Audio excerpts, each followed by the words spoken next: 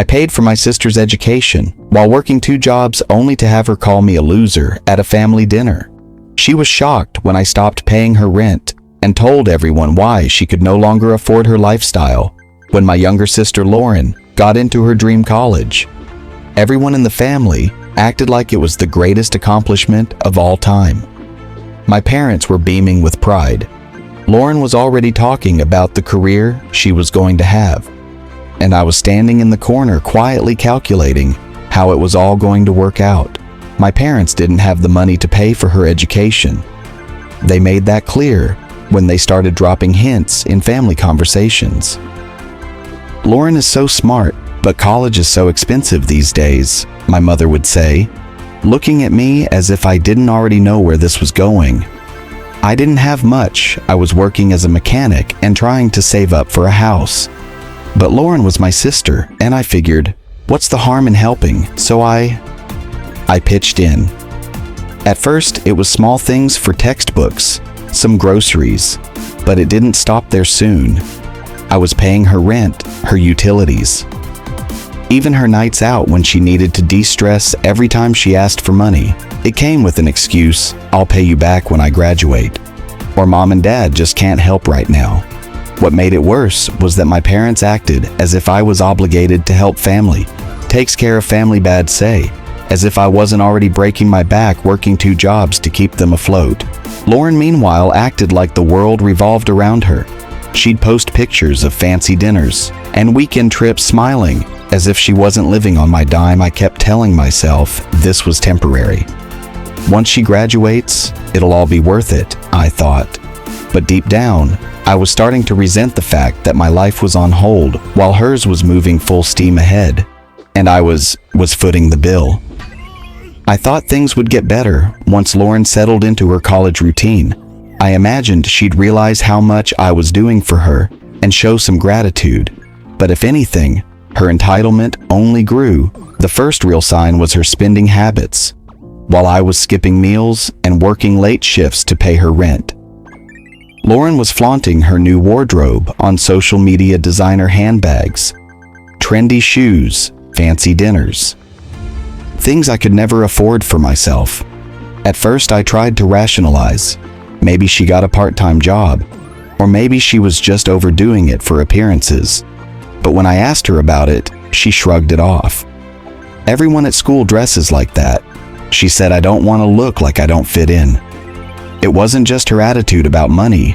It was everything. She treated me like a walking ATM, never asking how I was or if I needed help. My parents weren't any better. Every time I tried to talk about how much I was struggling, they'd guilt me into keeping quiet. She's your sister. My mother would say, she's building a future. You should be proud to help her. But it wasn't just helping. It was sacrificing. My weekends were gone. My savings were gone. And that house I'd always dreamed of, forget it. Meanwhile, Lauren couldn't even be bothered to send a thank you note. Instead, she called to complain about her professors, her work, or her roommates. She never once asked how I managed to juggle 2 jobs just to keep her afloat. The resentment I'd buried began to bubble to the surface. I was tired of being treated like my life didn't matter, as long as hers was moving forward. The turning point came when Lauren casually mentioned that she was thinking about studying abroad for a semester. She didn't even ask me if I could afford it. She just assumed I could handle it. I think it would be such a great experience, she said over the phone, her tone light and carefree. The program costs a little more, but it's a once-in-a-lifetime thing, right? I sat there gripping the phone, trying to process what she just said. I could barely keep up with her regular expenses, and now she wanted me to pay for a semester abroad. When I brought it up with my parents, hoping they'd finally come to their senses, they doubled down. This is an incredible opportunity. My mom said, you'll figure it out. You always do. I was floored. No acknowledgement of how hard I was working. No concern for my welfare. Just the expectation that I'd keep sacrificing. Because apparently, that was my role in the family. At the same time, Lauren's behavior became impossible to ignore. She'd called to complain about the most trivial things, like how her roommate borrowed her shoes, or how the campus cafeteria didn't have any real lattes. She also began to make subtle jabs at me. She'd laugh about how I was always working and joke that I was married to my job. She doesn't appreciate you. A coworker said one night, when I was venting during a break, you bend over backwards, and she acts like you owe her. For the first time, I began to wonder if they were right. Family dinner was supposed to be a casual get-together. My parents invited me over to catch up, and Lauren was back in town for a break from school. I didn't want to go, but I figured I could stand a few hours. When I arrived, the atmosphere was already tense. My parents were fussing over Lauren, asking about her classes, her social life, and if she needed anything else for school. I sat quietly, waiting for anyone to ask how I was doing, but of course that never happened. Halfway through dinner, Lauren started talking about the study abroad program again. She went on and on about how amazing it would be, and how everyone she knew was doing it. She looked right at me and said, "I hope you're ready for a little extra work, big brother. These programs don't come cheap." I froze. I couldn't believe she had the audacity to say that in front of everyone, like it was a done deal. "Maybe you should get a part-time job," I said, trying to keep my tone light. Lauren laughed. "Me a part-time job? That's funny. I'm too busy with school." That was it, the last straw. I put down my fork and stared at her. "You're joking, right? You think I'm just going to keep funding your lifestyle forever, while you sit around doing nothing?" The room fell silent. My parents looked at me as if I'd just sworn at the dinner table. Lauren's jaw dropped, but she quickly recovered. "What's your problem?" she snapped. "You've always been so bitter. Just because your life isn't going anywhere doesn't mean you have to take it out on me." That hit me like a punch in the gut. After all I'd done for her, sacrificing my time, my money, my dreams, this was how she saw me, a failure. Her words hung in the air like a slap in the face. I could feel my blood boiling, but I wasn't going to let her have the last word. "Bitter," I said, leaning forward. "You think I'm bitter because my life isn't going anywhere, Lauren. My life isn't going anywhere because I was too busy funding yours." My parents immediately jumped to her defense. "That's inappropriate." My mom said, her voice sharp, "You're her brother. It's your job to support her." "My job," I repeated, letting out a bitter laugh. When did it become my job to work 2 jobs so she could live in luxury? When did it become my job to sacrifice my entire future so she can have hers handed to her on a silver platter? Lauren folded her arms and rolled her eyes. "Oh, there it is," she muttered, "the martyr routine." That was it. I was done. You know what I said? Standing up, "Go ahead and call me a failure, Lauren. But at least I worked for everything I have. What have you done? Nothing. You sit around spending my money while you pretend you're better than me." I turned to my parents. "And you two are no better. You've enabled their selfishness at every turn, and I'm done playing along. I'm not paying for anything anymore. Not her rent, not her tuition, nothing." The silence was deafening. Lauren's face went pale, and for the first time she looked genuinely shocked. "You can't do this," she said, her voice shaking. "How am I supposed to live? Figure it out," I said, grabbing my jacket. "I've been doing it for years. Maybe it's time for you to learn."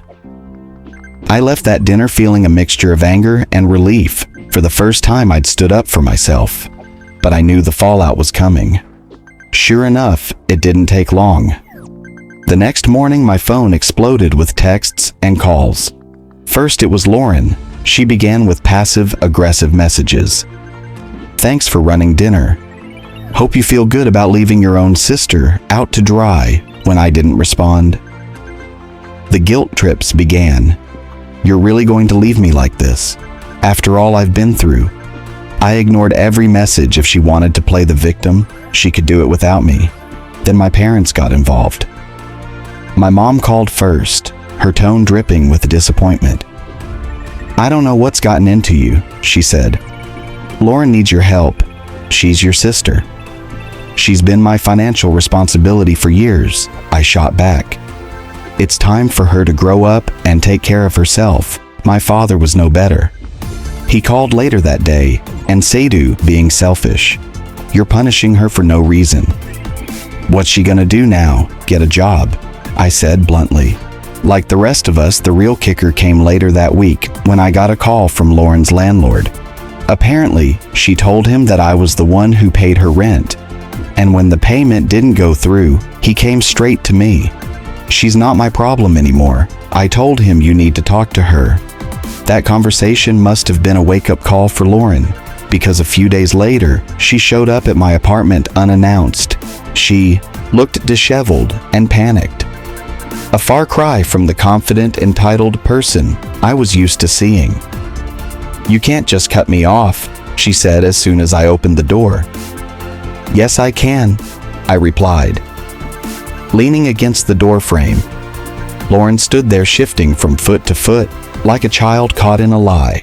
She wasn't used to hearing no from me or anyone else for that matter. "You don't understand," she began, her voice rising with desperation.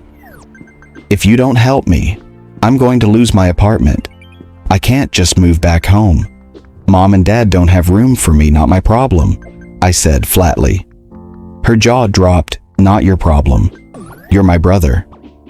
And for years, I've been more than that," I replied, stepping forward. "I've been your safety net, your bank, your excuse to avoid growing up. I worked 2 jobs so you could live your dream. And the one time I asked for respect, you call me a failure. So no, Lauren, it's not my problem anymore." She blinked as if she couldn't believe what she was hearing. "I didn't mean it like that," she stammered. "I was upset and I just wasn't thinking." "You never think," I shot back. "You never think of anyone but yourself. You used me, you used Mom and Dad, and now you're panicking because you finally have to face the consequences." Then she started to cry, big dramatic sobs that might have worked on someone else. But I wasn't falling for it anymore. "You're not gonna guilt me into changing my mind," I said. "You need to figure this out for yourself. Get a job, budget your money, do whatever it takes, but leave me out of it." She didn't like that answer. "You're being cruel," she snapped, wiping away her tears. "You're supposed to help the family. That's what family does." "No," I said, my voice firm. "Family supports each other. They don't take advantage of each other and call it love.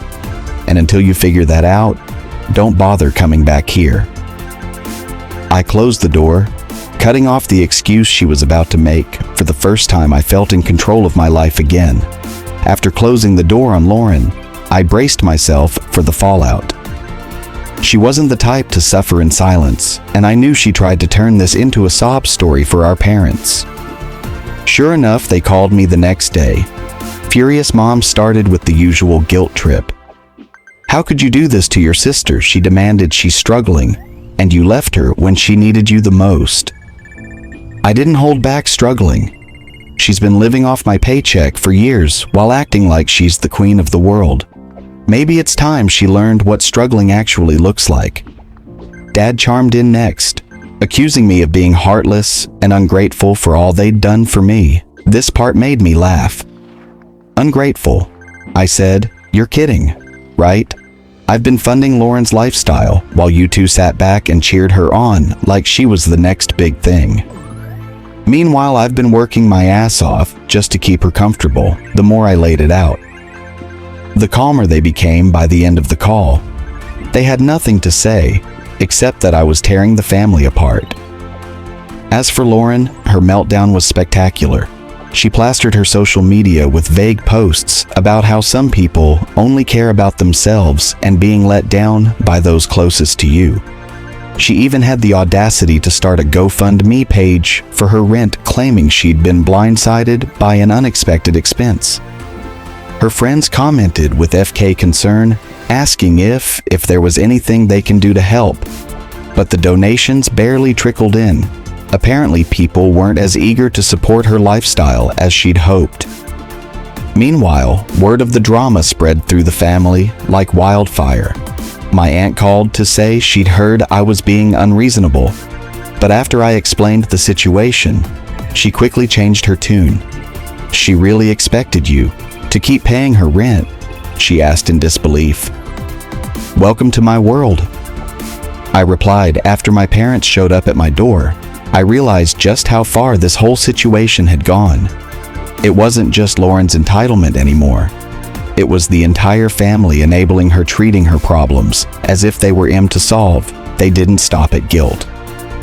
My mother began to spread the narrative that I had failed Lauren and the family. I heard from cousins and relatives I hadn't spoken to in years, suddenly chiming in with messages like, "It's not fair to let her struggle," or "Family comes first." But as the days passed, Lauren's facade of control began to crack.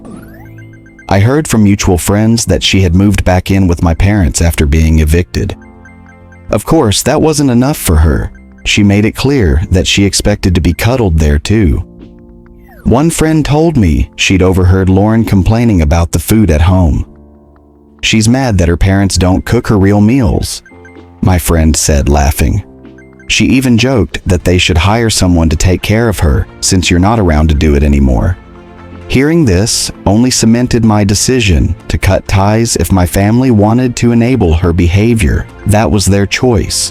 But I wasn't going to keep burning myself out for someone who couldn't even show basic gratitude. Lauren's downward spiral continued. She moved back in with my parents, who cuddled her like a helpless child.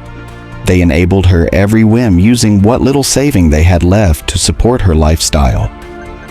Meanwhile, they doubled down on blaming me for her situation, acting as if I'd committed some heinous crime by cutting her off. I heard from relatives that Lauren was still spreading lies about me, telling anyone who would listen that I had abandoned her during a difficult time. She conveniently left out the part where she'd been leeching off me for years while flaunting her privilege like it was her birthright.